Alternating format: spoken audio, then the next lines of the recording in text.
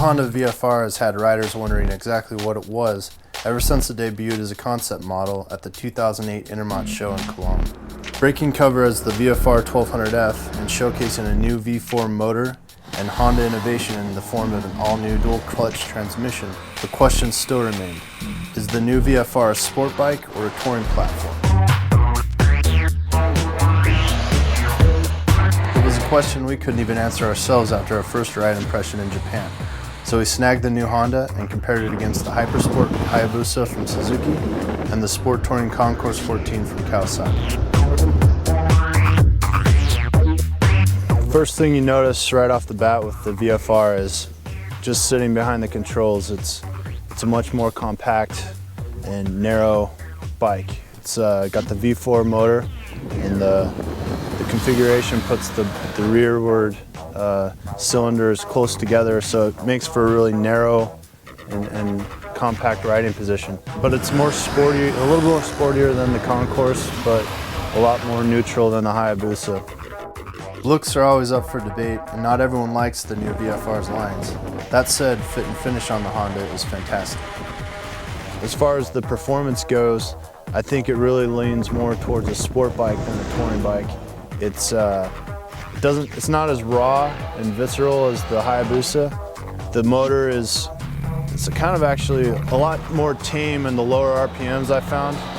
The motor is maybe a little more user-friendly for less expert riders.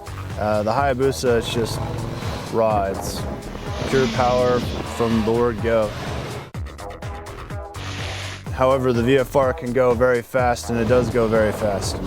Compared to the Concours 14, the VFR definitely is much more aligned with the sport bike class.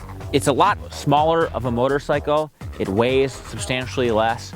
It's more nimble everywhere, and it just feels much more like a sport bike when you're riding it in the canyons, and even when you're just riding it down the freeway. As far as the handling goes, I think it's more on the sport bike side as well. It's low to the ground, narrow, very easy to turn. I think it's even faster to turn than the Hayabusa.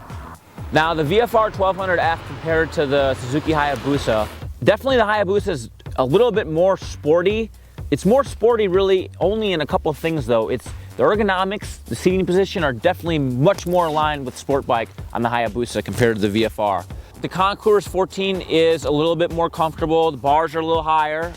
Seat definitely a little bigger, a little more plush. And generally just the ergonomics of the Concours 14 are more upright, and it's just more conducive to like riding long distances. As far as its touring credentials, I found the wind protection pretty good from it, but it doesn't have an adjustable windscreen. It lacks some of the amenities that you find on the Concours, like the switch gear, having the various options on that. And of course, it also lacks the luggage for now. We actually put some aftermarket bags on it, and I'm sure it would be a lot better touring bike if we had the luggage. We could make more clear determination on that. But the VFR, man, like when you get it in the canyons and stuff like that, like it carves. Like it carves corners really nice. It turns in quick. It's super stable when it's leaned over. And man, like just the handling on it you can hop on the VFR1200F and immediately go fast. You don't need to learn the bike. You don't need to know anything. You just hop on it and you go fast. It's got so much more feel, so much character, and the chassis is so well sorted that you can literally just hop on it and go. The Hayabusa, you can go really fast on it as well, but it's gonna take you a little bit of time to acclimate yourself to the way that the chassis is. It turns sharp, but it doesn't have as much feel. You can lean it over just as far in the corner and haul butt on it just as much as the VFR, but it just lacks a little bit of that feel, and it just takes you a little bit of time to kind of develop that feel with the motorcycle.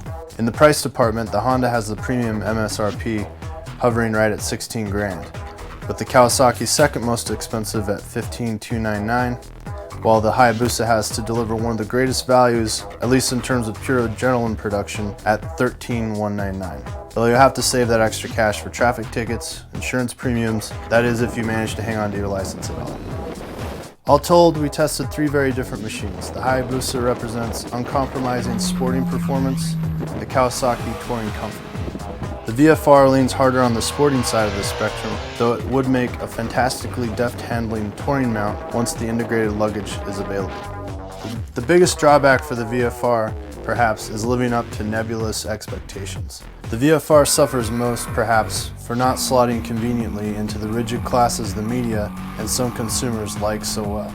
Some will like it, others will not, but the VFR is in a class of its own.